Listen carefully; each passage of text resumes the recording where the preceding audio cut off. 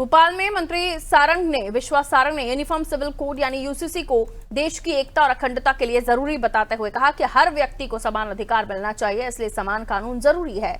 उन्होंने कहा कि मुख्यमंत्री द्वारा बनाई गई कमेटी इस पर अध्ययन कर आगे का रास्ता तय करेगी। वहीं कांग्रेस नेता आरिफ मसूद पर तीखा हमला बोलते हुए सारंग ने कहा कि कुछ नेता केवल विभाजनकारी राजनीति करते हैं और उन्हें देश के कानून का पालन करना चाहिए। उन्होंने सवाल उठाया कि धर्म के आधार पर अलग अलग कानून क्यों हैं। साथ ही चेतावनी दी कि देश की एकता के खिलाफ कोई भी कदम बर्दाश्त नहीं किया जाएगा। इसके अलावा पश्चिम बंगाल चुनाव को लेकर उन्होंने दावा किया है कि जनता अब डबल इंजन सरकार चाहती है और आने वाले समय में राज्य में विकास और सुशासन का नया दौर शुरू होगा। देखिए, इस देश में एक रूपता के लिए यूसीसी जरूरी है। इस देश की एकता अखंडता को चिरस्थायी रखने के लिए यूसीसी जरूरी है।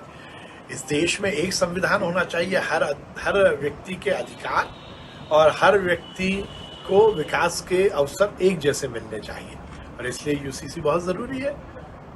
माननीय मुख्यमंत्री जी ने कमेटी बनाई है, निर्णय जो उसकी पूरी स्टडी होगी उस हिसाब से आगे इसमें कदम बढ़ाए जाएंगे। आरिफ मसूद जी जैसे नेता केवल विघटन की राजनीति करते हैं। इस देश में रहना है तो एक रूपता के साथ रहना होगा। क्यों धर्म के आधार पर अलग अलग हम कानून बनाए? ये किस देश में है? इस देश की एकता अखंडता को यदि कुठाराघात कांग्रेस करेगी तो अब बख्शा नहीं जाएगा। बंगाल की जनता ने पूरी तरह मन बना लिया है। डबल इंजन की सरकार के माध्यम से बंगाल में अब विकास के नए आयाम स्थापित होंगे।